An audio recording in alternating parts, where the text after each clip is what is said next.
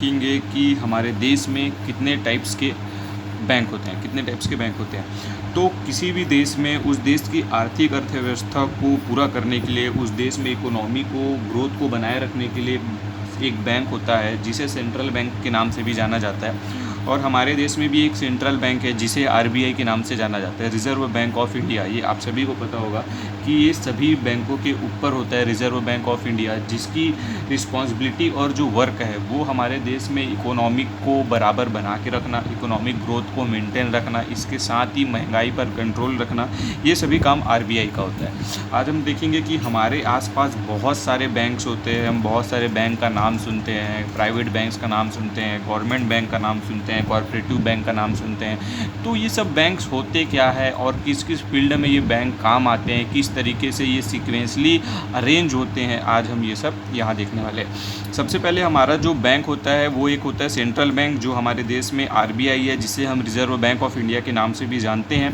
Against reserve bank के 2 types होते हैं, हम 2 टाइप्स के टर्म्स में इसको देखेंगे। सबसे पहला है कमर्शियल बैंक और एक होता है corporative bank. So commercial bank it means व्यापारिक बैंक, जो कि पैसे का लेन देन करता है, जो कि लोगों को लोन देता है, लोन प्रोवाइड करता है आपके बिजनेस के लिए, एजुकेशन लोन देता है, होम लोन देता है। ये सभी टाइप्स के जो बैंक होते हैं वो एक कमर्शियल बैंक होते हैं। और एक होता है कॉर्पोरेटिव बैंक, जिसे सहकारी बैंक भी कहा जाता है, जो सीधे गवर्नमेंट से या जो राज्य सरकार के द्वारा या फिर केंद्र सरकार, दोनों का मिला जुला प्रभाव होता है और दोनों के मिले जुले प्रभाव से वो बैंक चलता है। तो सबसे पहले आज हम देखेंगे कि कमर्शियल बैंक क्या होता है। देखिए, कमर्शियल बैंक्स एक नाम है, ये किसी बैंक का नाम नहीं होता। This is a one types of bank. Commercial bank के अंदर और भी बहुत सारे बैंक्स आते हैं। सबसे पहले हम देखते हैं फॉरेन बैंक। फॉरेन बैंक मतलब विदेशी बैंक। ये ऐसा बैंक होता है जो हमारे देश में नहीं खुला हुआ होता। किसी और देश का जो बैंक होता है उसकी शाखा अगर हमारे देश में है तो वो फॉरेन बैंक कहलाती है। अभी फॉरेन बैंक की संख्या हमारे देश में लगभग 40 के आसपास है। फॉरेन बैंक इट मीन्स अगर कोई बैंक अमेरिका का है, रूस का है, जापान का है और उसका कोई शाखा हमारे देश में किसी भी शहर पे है तो वो फॉरेन बैंक होगा। और उस पर भी आरबीआई का कंट्रोल होगा, क्योंकि वो भी हमारे देश के अंदर है, तो वो क्या होगा, फॉरेन बैंक होगा, बट उस पर भी आरबीआई का कंट्रोल होगा। और this is a one types of commercial bank. तो ये उतना इम्पॉर्टेंट नहीं है इन द एग्ज़ाम व्यू। अगर हम सेकंड बैंक की बात करें तो रीजनल रूरल बैंक बहुत ही इंपॉर्टेंट है। रीजनल रूरल बैंक और कॉर्पोरेटिव बैंक दोनों में बहुत ही डिफरेंट होता है। रीजनल रूरल बैंक को डायरेक्ट जो होती है हमारे आरबीआई से वो चलता है। रीजनल रूरल बैंक सभी गांव के लिए होती है, इसे गांव के लिए स्पेशली बनाया गया। हमारे किसान भाइयों के लिए रीजनल रूरल बैंक का ग्रामीण क्षेत्रीय बैंक का प्रावधान रखा गया। इसमें गाँव से संबंधित अगर आप अपना धान बेचते हैं या फिर आपको लोन वगैरह लेना होता है तो आप रीजनल रूरल बैंक, ग्रामीण क्षेत्रीय बैंक से और सहकारी बैंक दोनों से आप ले सकते हैं। तो ये जो होता है ग्रामीण क्षेत्रीय बैंक होता है, जिसे हम रीजनल रूरल बैंक के नाम से भी जानते हैं, जिसे आप यहाँ पे देख पा रहे हैं।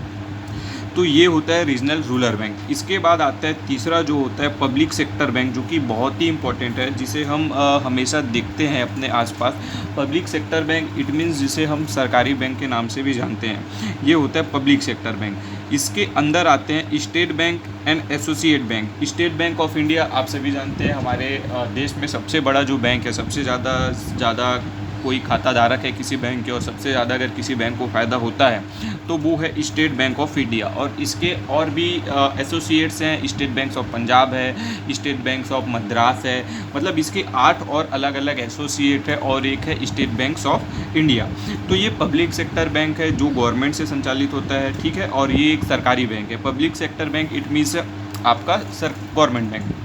तो state bank of India, Punjab bank, union banks, UCO bank, Canara bank, ये सब चीज़ जो बैंक है वो सभी पब्लिक सेक्टर बैंक के अंदर आते हैं। जिसमें एक आता है state bank of India and other associate, जिसके 8 अलग अलग एसोसिएट है, 8 अलग अलग ब्रांच है, वो स्टेट बैंक के वो इसके अंदर आते हैं। और अदर नेशनलाइज्ड बैंक में अदर जो और बैंक है जो कि गवर्नमेंट के बैंक है वो आते हैं 19, लगभग 19 ऐसे बैंकों की संख्या है हमारे देश में।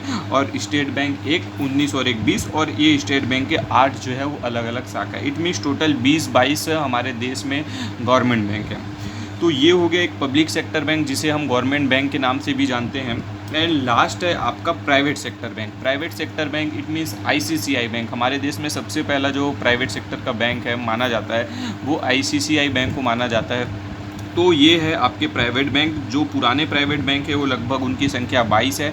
जो अभी नए बैंक आए हैं उनकी लगभग संख्या 8 है। तो लगभग 30 के आसपास हमारे देश में भी प्राइवेट बैंक है।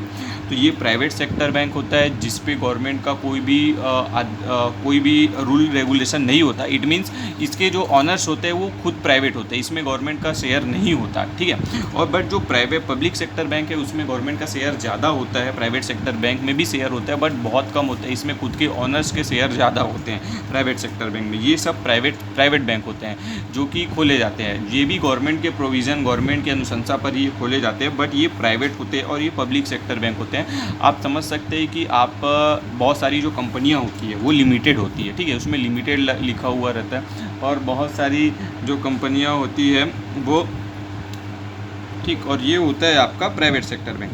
तो ये है हमारा कमर्शियल बैंक जिसमें हम पैसों का लेन देन होता है। एक प्रकार का व्यापारिक बैंक होता है, मुख्य रूप से इसी का यूज़ करते हैं हम, जिसमें फॉरेन बैंक आता है, रीजनल रूरल बैंक आता है, public sector bank and private sector bank. हमेशा लोगों को कंफ्यूज रहता है कि पब्लिक सेक्टर बैंक क्या है एंड प्राइवेट सेक्टर बैंक। तो प्राइवेट सेक्टर बैंक ऐसे बैंक होते हैं जिसका ऑनर जो होता है प्राइवेट कोई इंसान होता है, गवर्नमेंट उसका ऑनर नहीं होता। जबकि पब्लिक सेक्टर बैंक में पब्लिक मतलब इट मीन्स हमारे जो गवर्नमेंट है, हमारी जो सरकार है, उनका शेयर ज़्यादा होता है। तो ये जो पूरे बैंक होते हैं वो आपके कमर्शियल बैंक होते हैं। और एक होता है आपका कॉर्पोरेटिव बैंक। कॉर्पोरेटिव बैंक में सबसे पहले आते हैं स्थानीय स्तर पर प्राथमिक सहकारी बैंक, जिला स्तर पर जिला सहकारी बैंक है, राज्य स्तर पर राज्य सहकारी बैंक। प्राथमिक स्तर पर इट मीन्स आप जहाँ भी रहते हैं, आपकी जो लोकल ग्राम पंचायत है या फिर आपके जो एरिया है उसमें एक बैंक होगी जो प्राथमिक सहकारी समिति के रूप में होती है, ये वो होता है आपका प्राथमिक सहकारी बैंक, ठीक है। और एक जिला स्तर पर जिला सहकारी बैंक होता है और राज्य स्तर पर एक राज्य सहकारी बैंक होता है। इनको जो पैसा है वो भी सरकारी देती है, ये पूरी तरीके से सरकार के अंडर चलती है और इन पे गवर्नमेंट का आधिपत्य होता है। तो ये होता है आपका कोऑपरेटिव बैंक, जिसमें अगर कोई किसान अगर धान ले रहा है या फिर बोनस ले रहा है तो वो सब यहाँ से ले सकते हैं। स्पेशली से ग्रामीण क्षेत्रों में किसान भाइयों के लिए इस बैंक का प्रोविज़न दिया गया है। और ये जो कमर्शियल बैंक है ये भी वहाँ होते हैं, लेकिन ये सब सिटी पे ज़्यादा होते हैं। तो ये था हमारा आज का टाइप्स ऑफ बैंक, किस तरीके से बैंक होता है, किसके ऊपर कौन सा बैंक आता है। तो सबसे ऊपर होता है हमारा RBI, reserve bank of India. उसके अंदर होते हैं commercial bank and corporative bank. Commercial bank again 3 से 4 टाइप्स के होते हैं। फॉरेन बैंक होते हैं, regional rural bank, public sector bank and private bank and corporative bank. तो ये था हमारा आज का बैंक ओवरव्यू कि किस टाइप के बैंक होते हैं और कैसे वो काम करते हैं।